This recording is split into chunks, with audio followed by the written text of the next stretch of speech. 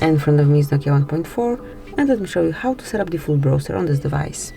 So at first, unroll the list of all apps, go to settings then, now find and select apps and notifications, and reach default apps.